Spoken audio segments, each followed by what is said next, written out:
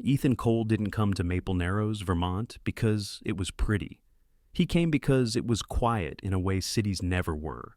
Quiet like snow falling on a roof at midnight, like wind moving through bare branches, like a lake that held its breath under ice. He rented a cabin with warped pine floors and a wood stove that popped like distant gunfire if you listened too hard. He paid cash. He kept his name off the guest book. He told himself he was here to heal, an old word people used when they didn't know what else to say to a man who still woke up with his jaw clenched and his hands searching for a rifle that wasn't there. Recovery was supposed to look like long walks, hot coffee, a body finally learning it wasn't being hunted anymore. But Ethan's nervous system didn't understand anymore. It understood patterns, and Rex understood them faster. Rex was 90 pounds of muscle and discipline, a German shepherd with a scar under his left eye, and the kind of stillness that made strangers step aside without knowing why. He wasn't just loyal, he was calibrated. He'd spent years learning the difference between a squirrel in the brush and a man trying not to be seen. On Ethan's first morning in Maple Narrows, Rex took one look at the tree line behind the cabin, lifted his nose, and froze. Ethan watched him. "Nothing out there," Ethan murmured, more to himself than the dog. Rex's ears stayed forward. His body stayed rigid. That was the first crack in the illusion that this place would let them disappear. By the third day, the crack became a visitor. She appeared at the edge of Ethan's yard like a small question that had wandered off the right page. A little girl, bundled in a puffy red coat too big for her, boots crusted with snow, hair the color of honey tucked under a knit hat. She stood there holding a plastic container with crackers inside, staring at Rex as if she'd found something rare. Ethan stepped onto the porch. "Hey!" he called, keeping his voice gentle. The girl flinched, then recovered quickly, chin lifting with stubborn courage. "My mom said I shouldn't come over," she announced, as if that explained why she absolutely had. Ethan didn't smile. Smiling invited conversation, and conversation invited details, and details invited a life he wasn't sure he could hold anymore. "What's your name?" "Sadie," she said. Then she nodded at Rex. "He's huge." Rex didn't move, but his eyes locked on hers, intense, unreadable. Most kids would have stepped back. Sadie stepped forward. Ethan's hand dropped without thinking to the collar grip point he'd trained into himself. Rex felt it, the quiet tension. "Easy," Ethan whispered. Sadie crouched slowly and held out a cracker. Rex sniffed the air, then looked to Ethan, waiting. Ethan gave the smallest nod. Rex took the cracker gently, like he understood this was a treaty. Sadie exhaled in relief and giggled. And just like that, cabin meant for solitude became a place a child visited every afternoon. She told Rex secrets. She told him stories about her school and her best friend and the mean substitute teacher who smelled like onions. She told him about the lake, how it froze so thick the fishermen drove trucks on it. She told him about the old quarry road behind the cabins, the one the adults told kids not to go near. Ethan listened from the porch steps, a silent shadow, letting the sound of her voice settle into the parts of him that had gone numb. He learned her mother's name without asking. Claire Monroe. He learned it the way you learn weather, by watching the way the sky changes. Claire was the kind of woman who moved like she'd been carrying responsibility for too long. Early 30s, dark hair pulled back into a practical knot, shoulders tight under her winter coat, eyes that flicked to corners like she was always measuring exits. Ethan saw her once from a distance at the mailbox cluster down the road. Sadie pressed close to her side, and Claire's posture said the same thing Ethan's did. Do not get too close. That week, the snow came hard. It turned Maple Narrows into a postcard that smelled like wood smoke and cold iron. The lake went from gray to white. The road narrowed into a single carved track. The town itself, 2 streets, a diner, a hardware store, a post office, a gas station with 1 working pump, looked like it had been built to be forgotten. On the 5th evening, the light faded early, as it always did in winter, and Sadie didn't show up. Ethan told himself it was normal. It was snowing. Her mother probably kept her inside. He told himself that, and still, he found himself looking at the window every few minutes. Rex was sprawled near the wood stove, head on his paws, breathing slow. Then, without warning, Rex lifted his head. Not lazily, not curiously, like a switch had been flipped. His ears snapped forward, his spine stiffened. A low vibration started in his chest. Not a bark, not even a growl yet, but the beginning of one. Ethan's hand stopped in the middle of cleaning his gear, cloth frozen mid-wipe. "What is it?" Ethan asked quietly. Rex stood. He moved to the door and pressed his nose against the crack as if trying to smell through wood. Then he made a sound Ethan hadn't heard since overseas, sharp, urgent, threaded with anxiety. Ethan's pulse changed. His body didn't ask permission. It simply became what it had been trained to be. He grabbed his jacket, slipped his phone into a pocket, and reached for the flashlight and the small pistol he kept locked away. A compromise between the man he wanted to be and the man he still was. Rex didn't wait. He bolted out the moment Ethan opened the door, snow swallowing his legs up to the knee, and still he ran like the storm didn't exist. Ethan followed. The snow hit his face like needles. The world narrowed to breath and crunching footsteps and Rex's dark shape cutting. Through white, they veered left, down the path toward the other cabins, toward the Monroe place. Ethan saw the porch light first, flickering, weak, then he heard it. A child's cry, muffled but sharp enough to cut straight through the storm. Ethan broke into a run. The scene arrived in fragments like snapshots burned into his brain. 3 men on the porch, heavy coats, work boots, faces hidden under hoods. Claire stood in front of the door, one hand behind her holding Sadie back, the other hand out like a stop sign. Her voice was shaking, but her stance was steady. "I told you no," she said. "You don't step on my property again." A man with a thick neck laughed. He held a folder like it was a weapon. "You're misunderstanding," he said. "We're not asking anymore." Another man, taller, slimmer, stepped forward. His smile looked practiced. "Claire Monroe," he said, voice smooth. "You've had time to think. We've been patient." Claire's jaw tightened. "Who are you?" The slim man glanced at the folder, as if the paper mattered more than her. "Call me Grant," he said. "I represent Hargrove Development. We're offering you an above-market buyout. You take it, you move, everyone's happy." Claire's laughter was short and bitter. "My husband's dead," she said. "This house is all we have, and the answer is still no." Grant's eyes flicked to Sadie, not with sympathy, with calculation. That was when Ethan felt something cold settle in his stomach. Grant sighed like an irritated teacher. "Ms. Monroe," he said, "we can do this the easy way or the hard way, but it will happen." Claire leaned forward, voice rising. "Get off my porch!" The thick-necked man moved fast. He shoved Claire's shoulder like she was nothing. She stumbled into the porch railing. Sadie screamed. Ethan's voice came out low and hard. "That's enough!" All 3 men turned. They saw Ethan standing at the edge of the yard in the snow, broad-shouldered, face unreadable, eyes flat. They also saw Rex. Rex wasn't barking. He was standing beside Ethan like a shadow given teeth, head low, muscles coiled. Grant's smile flickered. "Who the hell are you?" the thick-necked man snapped.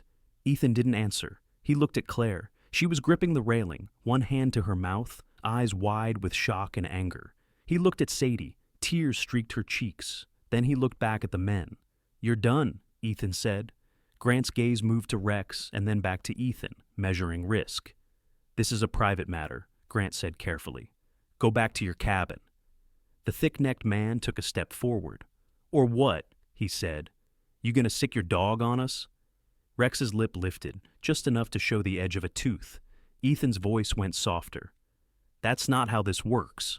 Grant tried again, tone turning coaxing. "Look, man, you don't want to get involved. This is legal, contracts. Property rights. She's emotional. She's not thinking clearly." Claire's eyes flashed. "I'm standing right here." The third man, who'd been quiet, glanced back toward the dark road. Ethan saw the movement, nervous, waiting, like they had more people nearby. That was when the thick-necked man lost patience. He lunged toward Sadie. He didn't even reach her. Rex moved, not like a dog, like a missile released from a sling. He crossed the porch in a heartbeat and slammed into the man's chest, knocking him backwards so hard his boots left the wood. The man hit the porch steps with a grunt, air driven out of him. Grant stumbled back, shock breaking his composure. "Get him off!" he yelled. Ethan moved at the same time, closing distance through the snow. The third man swung a fist. Ethan caught his wrist, twisted, and used the man's momentum to fold him into the porch post. The man's breath left him in a wheeze. Grant reached into his coat. Ethan's voice cracked like a whip. "Don't!" Grant froze, hand half hidden. Rex stood over the thick-necked man, teeth bared, growl rumbling so low it vibrated the boards. The thick-necked man whimpered. "This is insane!" Grant hissed. "You just assaulted—" "You stepped onto a widow's porch," Ethan said, "and put your hands on her." Grant's eyes hardened. He pointed a finger at Claire. "This is not over," he said. Then he looked at Ethan. "You just made it worse." He backed away, dragging the third man with him. Rex stayed locked on them until they reached the yard. The thick-necked man crawled to his feet, clutching his ribs. All three retreated to a dark SUV parked crooked near the road. The engine roared, tires spun, snow sprayed. And then they were gone, swallowed by night and storm. Silence rushed back in, heavy. Sadie ran forward and wrapped her arms around Rex's neck, like she'd been holding her breath for the last hour. Rex softened instantly, tail thumping once, head turning to lick her cheek. Claire sank onto the porch step, shaking. Ethan stepped closer, but kept distance, careful not to crowd. "You hurt?" he asked. Claire stared at him, her eyes bright with fury and fear. "I'm fine," she whispered. "But they don't stop." Ethan nodded once. "What do they want?" Claire swallowed, then gestured with her chin toward the dark woods beyond the cabins. "The quarry road," she said. "They say they're building a lakefront resort, cabins, marina, tourist thing." Ethan felt the lie in it immediately. Not because he had evidence, because his instincts didn't believe in men who threatened children for resorts. "And you're the only holdout," Ethan said. Claire laughed without humor. "My husband was," she said, "before he died." Ethan's eyes narrowed. "How did he die?" Claire hesitated. Her gaze flicked to Sadie, who was still hugging Rex like he was a life raft. "Car accident," Claire said, and the way she said it was the way people repeat a story they've been forced to accept without ever believing it. Ethan looked at the porch railing again. He'd come here for quiet, but quiet was a luxury. "Go inside," he said. "Lock your doors." Claire blinked. "What are you doing?" Ethan's mouth tightened. "The thing I'm good at," he said. He walked back through the storm, Rex at his side, Sadie's red coat disappearing into the warmth of the Monroe cabin behind them. Inside his own cabin, Ethan called the only person he trusted to hear the truth without asking him to turn it into something polite. Ben Rourke. Ben answered on the second ring, voice dry with amusement. "If you're calling me from a cabin in the woods, Ethan, I swear—" "Change of plans," Ethan said. Ben's tone shifted instantly. "What happened?" Ethan stared at the window, watching snow streak past the glass. "A widow," he said. "A kid. Men showed up. It got physical." "How physical?" Ethan's eyes flicked to Rex, now sitting by the door like a sentinel. "Enough," Ethan said. "And it's not just land, it's something else." A beat. Ben's voice went quieter. "Where are you?" "Vermont," Ethan said. "Small town, Maple Narrows." Ben exhaled. "You always pick postcard places for trouble." "Can you come?" Ben didn't hesitate. "Give me 6 hours," he said, "and tell Rex not to start a war without me." The next morning, Maple Narrows looked clean again, like nothing bad could happen in a town covered in fresh snow. Ethan knew better. He drove into town with Rex in the back seat. Sadie's red hat still stuck in his mind like a warning light.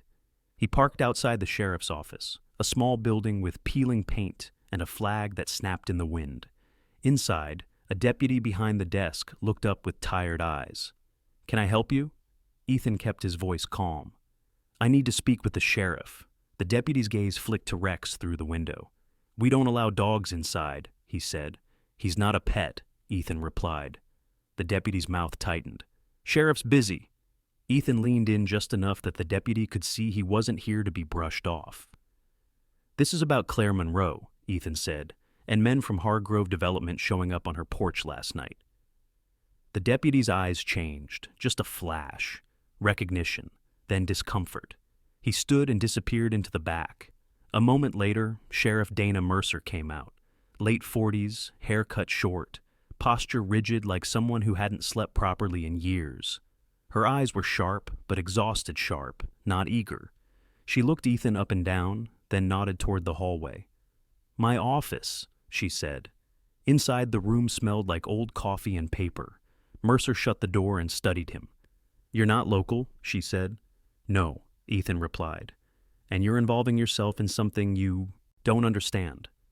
Ethan's gaze stayed steady. "Then help me understand." Mercer's jaw worked. "Hargrove," she said quietly, like the name tasted bad. "Trent Hargrove. Owns half the county on paper, owns most of it in practice." "Is Claire's land part of a buyout project?" Ethan asked. Mercer's laugh was sharp. "Officially, it's development," she said. "Lakeside revitalization, jobs, tourism, money. Everyone in town wants to believe in that." "And unofficially?" Ethan asked. Mercer's eyes held his.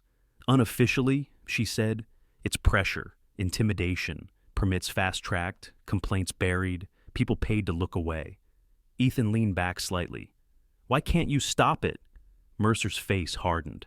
"You think I haven't tried?" she snapped, then caught herself, exhaling. "I have 2 deputies. One of them is friendly with Hargrove's people. If I push without proof, they bury me in lawsuits and call it harassment." Ethan nodded slowly. "What about last night?" Mercer's gaze flicked away.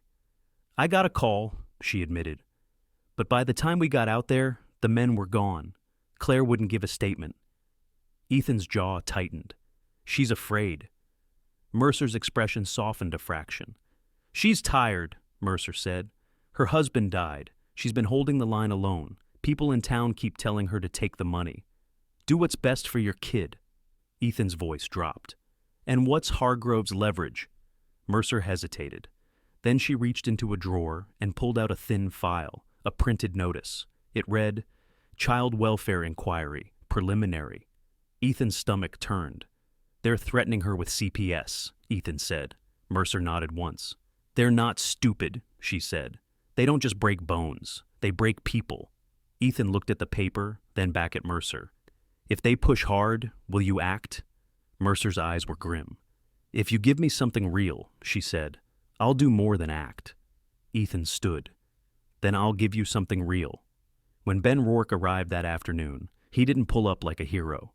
He pulled up like a man delivering groceries. An old SUV, snow on the hood, duffel bags in the back. Ben stepped out, lean and wiry, eyes bright with intelligence that never shut off. He wore a knit cap pulled low and a smile that was half sarcasm, half affection. He looked at Ethan's cabin, then at Rex, then back at Ethan. "I leave you alone for a month," Ben said, "and you adopt a town." Ethan didn't smile. "I need eyes," he said, "and I need proof." Ben's grin faded. "All right," he said. "Show me the problem." They worked like they always had, quietly, methodically. Ben built a small mesh network from his gear, hidden cameras and motion sensors placed like invisible tripwires around the Monroe cabin and Ethan's. He mapped the road in and out. He listened to the local radio chatter, the county frequencies, the soft hum of cell towers. Ethan did his own work, walking the perimeter, noting tracks in the snow, watching how vehicles moved through town. Rex did what neither of them could. He listened to the world the way animals do. Smell first, sound second. Then the invisible tension that humans pretended didn't exist. On the second night, Rex woke Ethan with a low rumble. Ethan eased out of bed and peered through the window. 2 figures stood at the edge of the woods near the Monroe place. Not thugs, too still, too patient. Ben checked his laptop. "Thermals show 4, he whispered. "Maybe 6, they're spread out, watching." Ethan's jaw tightened. "So the amateurs were the opening act," he said. Ben nodded. "These guys move like trained operators," he murmured. "Not security guards, not local toughs." Ethan looked toward Claire's dark window. "And they're watching a single mom like she's a military target," Ethan said. Ben's voice was grim. "Which means she's sitting on something," he replied. "Or under it." The next day, the pressure shifted from quiet surveillance to something nastier. A county truck rolled up to Claire's house mid-morning. A man stepped out with a clipboard, reflective vest, and a smile that didn't reach his eyes. "Fire Marshal Delling," he announced, as if the title itself was authority. Claire stood on her porch with Sadie behind her and Rex beside them. Ethan hovered just off to the side, a presence more than a participant. Delling looked at the porch steps. "These aren't up to code," he said. "They've been here 20 years, Claire replied. "Codes change," Delling said brightly. "Also, I'm going to need to inspect the interior, smoke detectors, wiring, furnace." Claire's mouth tightened. "Do you have a warrant?" Delling chuckled. "No need," he said. "This is a safety check. You don't want to be on the wrong side of child safety concerns, do you?" Claire went pale. Sadie clutched Claire's sleeve. Ethan's voice cut in. "Show me your paperwork," Ethan said. Delling's smile faltered. "You're... who?" Ethan held out his hand, palm up. Delling hesitated, then handed over a form. Ben, from the doorway, took a photo with his phone, zoomed in. His eyes narrowed. "This is photocopied," Ben murmured, "and the county seal's wrong." Delling stiffened. "Excuse me?" Ethan's eyes stayed cold. "You're not a fire marshal," he said. Delling's smile vanished. He backed down the steps, voice turning sharp. "You people don't understand," he snapped. "You're making this harder. There are processes. There are reports." Claire's voice shook with rage. "This is harassment," she said. Delling pointed at her. "It's concern," he said, "and I suggest you start cooperating." He got into his truck and drove away, leaving tire tracks, like scars. Half an hour later, a different vehicle arrived, this time a plain sedan. A woman stepped out in a neat coat, hair pulled back, clipboard held like a shield. She introduced herself as Marissa Vale from Child Services. Claire's hands started to tremble. "Ms. Monroe," Vale said gently, "we received a report regarding an incident on your property involving violence." Claire's voice cracked. "I was assaulted," she said, "in front of my daughter." Vale's eyes didn't change. "I'm sorry," she said, tone rehearsed. "But anytime a child is present during a violent incident, we're required to assess the environment." Ethan felt something dangerous rise in him, something he couldn't punch or tackle or disarm. This was a different battlefield. Vale's gaze drifted to Rex. "And a large dog," she said softly. "Working animal?" "He's trained," Ethan said. Vale nodded, still polite, still cold. "May I speak with Sadie alone?" she asked. Claire's throat tightened. "No," she whispered. "She's scared." Vale's smile remained. "That's why we're here," she said. Ethan watched Claire's hands clench and unclench like she was trying not to break apart. Ben leaned close to Ethan and murmured without moving his mouth. "This is coordinated," he said. "Paper cuts, stress, make her fold." Ethan looked at the lake beyond the trees, frozen and quiet, and felt the truth settle. This wasn't about buying land. This was about removing a woman who wouldn't leave. That night, after Vale left with promises of follow-up visits and continued monitoring, Claire sat at her kitchen table staring at nothing. Sadie fell asleep on the couch with Rex at her feet, one small hand still tangled in his fur.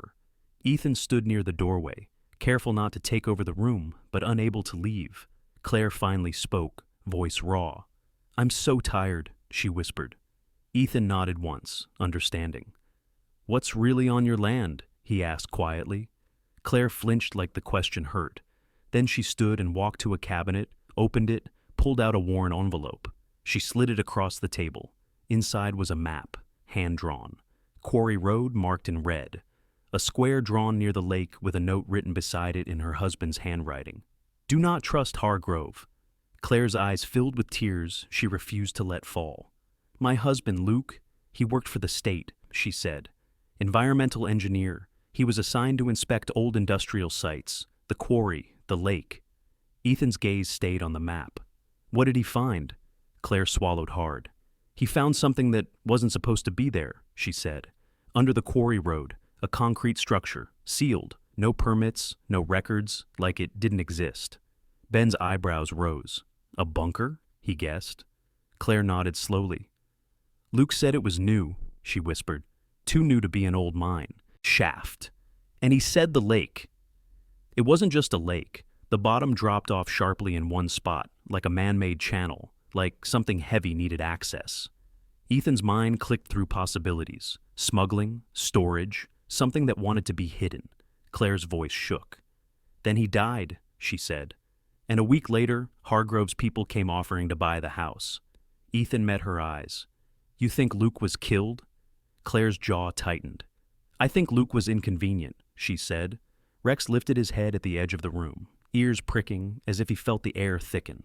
Ben leaned back, expression turning sharp. Trent Hargrove, he murmured. Development company on the surface, something else underneath. Ethan stared at the map. We need to see it, he said. Ben nodded. At night, he replied, and quietly. They moved before dawn, when the world was still gray and the snow held everything in a hush. Ethan left Rex with Claire and Sadie at first, because if something went wrong, he wanted Rex there to protect them. But Rex refused. He planted himself at the door, staring at Ethan with that calm, stubborn certainty only a dog could have. Ethan exhaled. Fine, he whispered. Stay close. They took the quarry road on foot. It cut through pines heavy with snow and past rusted warning signs half buried in drifts. The air smelled faintly of stone and something metallic beneath it. Ben's device pinged softly, mapping signals. Cell coverage drops here, Ben murmured, but I'm picking up something else. Ethan's eyes narrowed. What? Ben held up his scanner. A low-power signal, he said. Not consumer, not random. It's steady, like a beacon. They reached the bend where the old quarry pit opened up. A jagged wound in the earth filled with snow, rock walls rising like cliffs. Ben pointed. There, he said. At first it looked like nothing. Then Ethan saw it. A seam in the rock where there shouldn't be one. A rectangle of concrete buried under snow, edges too clean. Ben brushed snow away, fingers numb. A hatch, steel, no rust. A padlock that looked new. Ethan's mouth went tight. This isn't abandoned, he said. Rex growled low. Ben's eyes flicked upward. Company, he whispered. Ethan followed his gaze. On the ridge above the quarry, barely visible against the gray, a figure stood still. Watching, Ethan's body went cold. He grabbed Ben's sleeve and pulled him back into the tree line. Rex moved without being told, pressing close, silent. They waited. The figure didn't move. That was worse than movement. Movement was human. Stillness was trained. Ben's breath was shallow. They knew we'd come, he whispered. Ethan stared at the ridge. We just confirmed Claire's right, he said. Now we survive long enough to prove it. They retreated the way they came, leaving the hatch untouched, because touching it would have been the spark that lit the whole fire. Back at the cabin, Ben checked his network. More signals, he murmured. They're tightening the perimeter. Ethan looked at Rex, then at Claire's house through the trees. They're moving from pressure to removal, Ethan said. Ben swallowed. And paper cuts didn't work fast enough, he finished. That night, the storm came again, but different. Not the soft, patient snow. Wind, ice, heavy flakes that moved sideways like thrown sand. The kind of weather that erased footprints and muffled sound, the kind of weather people used as cover. Ben's laptop beeped. His eyes snapped to the screen. Motion trip, he whispered. Multiple. West side. Ethan's muscles tightened. How many? Ben's fingers flew. 8, he said. Maybe 10. They're stacked. Organized. Ethan's voice went low. Professional team, he said. Ben nodded. And there's a jammer, he added, grim. They're killing signals. Phones won't work. Ethan's gaze went to the Monroe cabin. Claire and Sadie were there. Rex lifted his head, already vibrating with readiness. Ethan grabbed his radio and pressed it. Claire, he said softly. You awake? A crackle. Claire's voice came back tight. Yes, she whispered. Sadie's sleeping. Rex is staring at the door. Ethan swallowed. They're coming, he said. Go to the storm cellar. Now. Take Sadie. Take Rex. Claire's breath hitched. You're telling me to lock myself underground. I'm telling you to stay alive, Ethan replied. Do it. A pause. Then Claire's voice, trembling but steady. Okay, she whispered. Okay. Ethan and Ben didn't stay in Ethan's cabin. They moved to the tree line, to a natural hollow behind a fallen pine, where Ben had hidden a small speaker array and motion-triggered floodlights facing Claire's porch. Ben watched his feed. 2 teams, he whispered. One to the Monroe house, one to your cabin." Ethan's jaw clenched. "They think we'll defend our own," he said. Ben's eyes stayed on the screen. "They think predictable," he replied. The first team reached Claire's porch, dark shapes in black gear, moving like water. The lead man lifted his hand. Ethan's voice was barely a breath. "Now," he said into the radio. Claire, underground, flipped the switch Ben had shown her. Floodlights slammed on. The storm turned white hot. The operators staggered, night vision blown, hands flying to their faces. Ben triggered the speakers. A high, piercing tone flooded the air, designed to shred eardrums through comms. The operators ripped their earpieces out, disoriented. And then Rex moved, because Rex had not gone into the storm cellar. He'd refused. He'd stayed on the stairs above it, hidden in the darkness, body coiled. When the men stumbled, Rex exploded forward and hit the last man in the stack, jaws clamping onto a thigh with surgical precision. The man screamed, collapsing. The others spun. Ethan fired twice, non-lethal shots to legs, clean and fast. 2 men dropped. Ben tackled the third from the side, slamming him into the porch railing and wrenching his weapon away.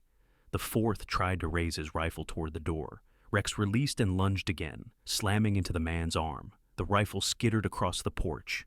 Within seconds, the first team was down, bound with zip ties, groaning in the snow.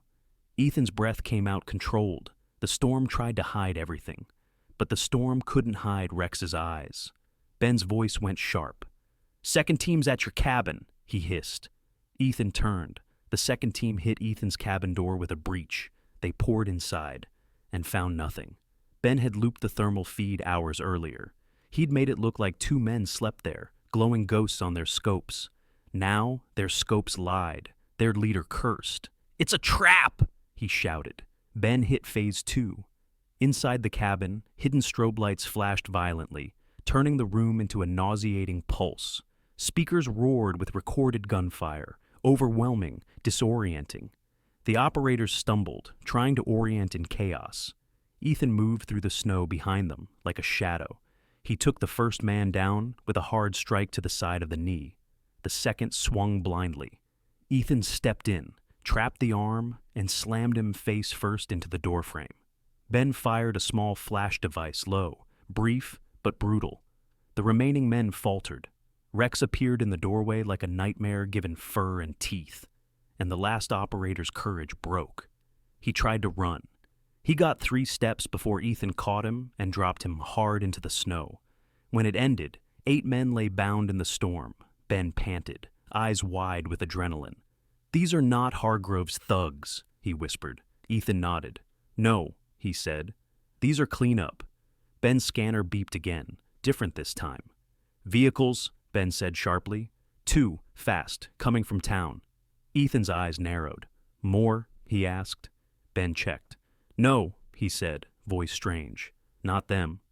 Blue lights flashed in the distance, cutting through snow. Sheriff Dana Mercer's cruiser slid into view, followed by a second. Mercer stepped out, shotgun in hand, eyes taking in the scene. Bound men in tactical gear, illegal weapons, floodlights blazing like daylight. Her face changed slowly, from exhaustion to grim satisfaction. "What the hell did you catch?" she asked. Ethan met her gaze. "Proof," he said. Mercer looked at the men, then at Ethan, then at Rex standing like a statue beside Claire's porch. She swallowed. "Okay," she said quietly. "Now I can move." By morning, Maple Narrows wasn't quiet anymore. Federal agents arrived in unmarked vans. The sheriff's office turned into a hive. The captured operators disappeared into custody, and suddenly the town learned what it had been trying not to see. But Hargrove didn't disappear. He adapted, because predators always did. The next wave wasn't armed men. It was paperwork, health inspectors, zoning inspectors, environmental compliance notices, surprise audits, letters with threatening language. Claire's porch gained a bright orange condemnation warning for structural hazards. The county demanded repairs within 48 hours, or fines would bury her. Sadie's school received anonymous calls about unsafe living conditions.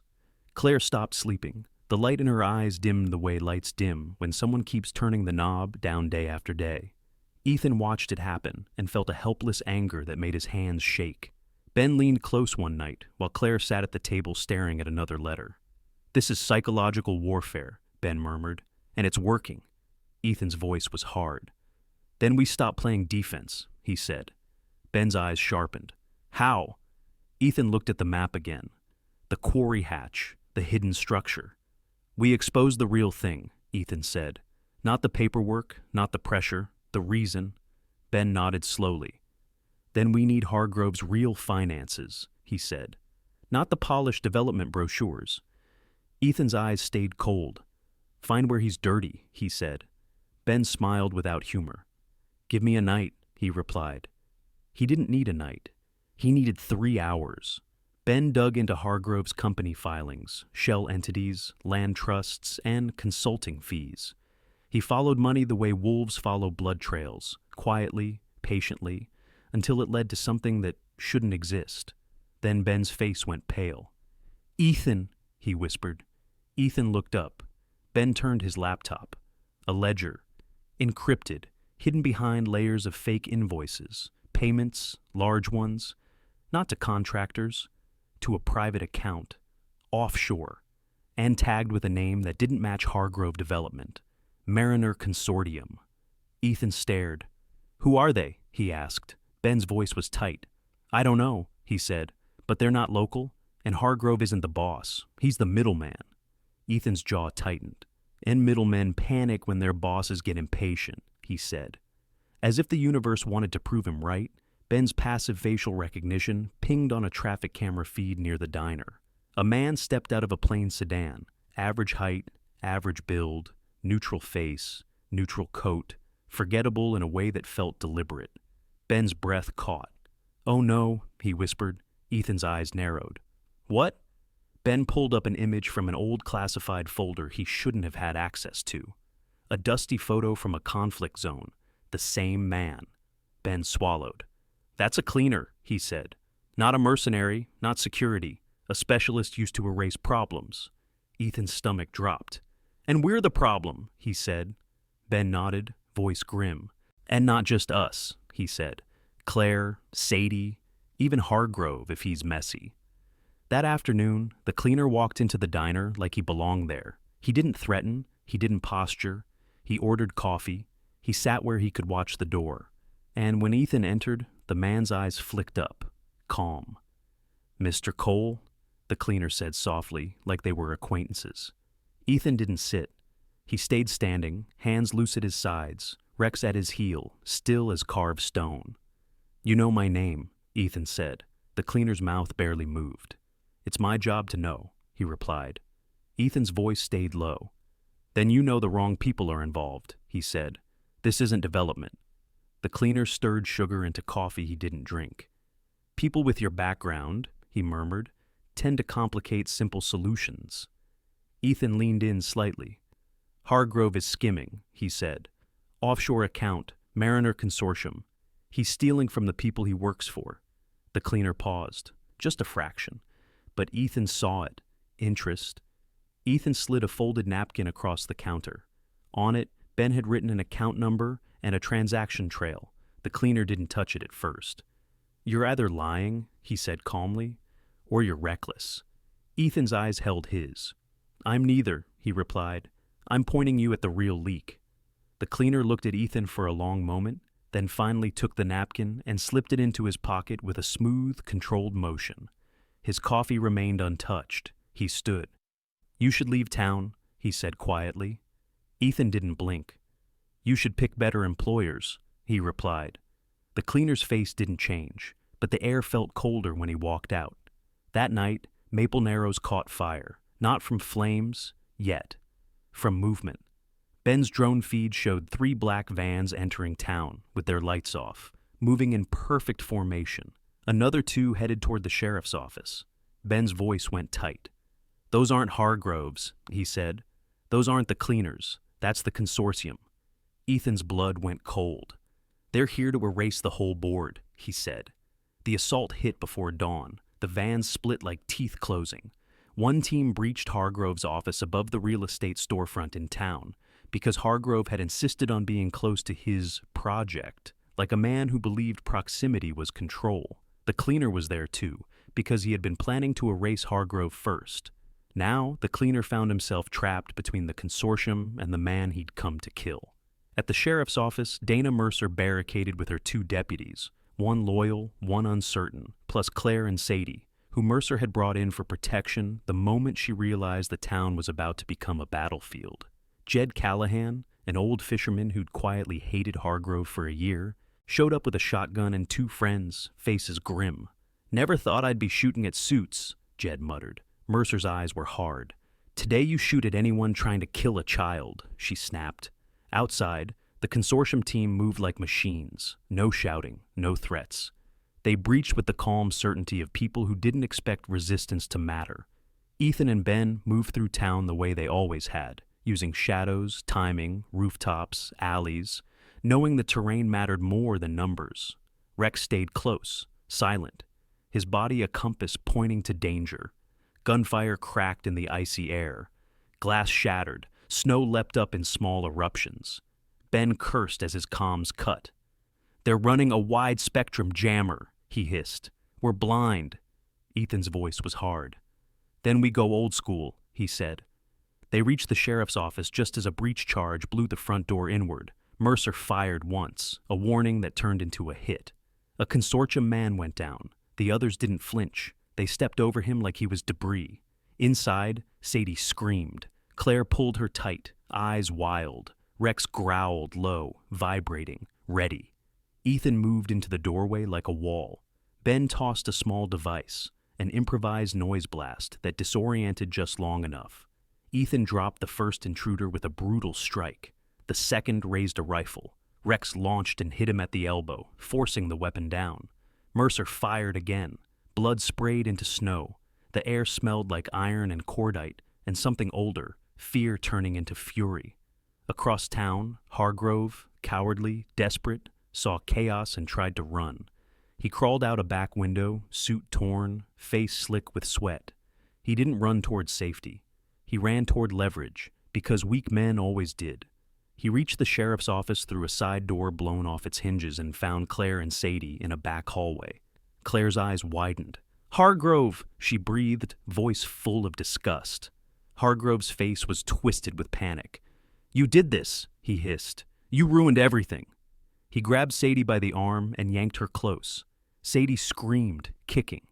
Hargrove pressed a pistol to her head with shaking hands. "Stop!" he shrieked, voice cracking. "Everyone stop, or I swear—" The gunfire outside faltered. Even the consortium team paused, assessing. Ethan stepped into view slowly, hands raised. Rex moved beside him, body low, growl rumbling like thunder under ice. Claire's breath came in ragged sobs. "Sadie," she whispered. "Baby, look at me." Sadie's eyes were huge with terror, tears freezing on her cheeks. Hargrove's hand shook. Ethan's voice was calm. "Trent," he said, "your bosses are here. They don't care about you." Hargrove's eyes darted wildly. "They'll kill me!" he screamed. "They'll kill me and I'll take all of you with me." Ethan took one slow step closer. "You're not a player," Ethan said. "You're a receipt." Hargrove's breathing turned frantic. Rex's muscles bunched. Ethan didn't look at Rex. He didn't need to. He gave the quiet command. "Now!" Rex exploded forward, slamming into Hargrove's gun arm. The pistol fired once, wild, shattering a light fixture overhead. Glass rained down. Ethan moved faster than thought. He grabbed Sadie, yanked her clear, shielding her with his body. Mercer fired a clean shot into Hargrove's shoulder, dropping him. Hargrove hit the floor, screaming, blood blooming through his suit like a stain he couldn't buy his way out of. Claire snatched Sadie into her arms, sobbing like her whole body had been holding itself together with thread. Outside, the consortium team saw the shift. They didn't press, they withdrew. Not in panic, professionals didn't panic. They simply disappeared the way they came, melting into snow and darkness. And then, like thunder arriving after lightning, federal helicopters swept over the town, drawn by Mercer's earlier call, Ben's data dump, and the captured operators that had finally made the situation too loud to ignore. Agents swarmed the streets. the sheriff's office turned into a crime scene. Hargrove was cuffed on the floor, weeping and cursing and begging in the same breath. Claire held Sadie so tight, her knuckles went white. Ben stood beside Ethan, chest heaving, eyes scanning the dark corners as if expecting the world to keep coming. Rex stood in front of Claire and Sadie like a living wall, ears up, eyes burning. Mercer stepped close to Ethan, face streaked with soot and snow. "Is it over?" she asked quietly. Ethan stared down the street where the black vans had vanished. His voice was low. "No," he said. "They don't erase like that and stop." Ben swallowed. "They came to sanitize," he murmured. "And they'll try again somewhere else." Claire's voice broke through, raw. "Then what do I do?" she whispered. "How do I keep my daughter safe?" Ethan looked at Sadie, who was shaking but alive, her face buried in her mother's coat. He looked at Rex, who had thrown himself at danger without hesitation, because that's what he did, because loyalty wasn't a feeling for him.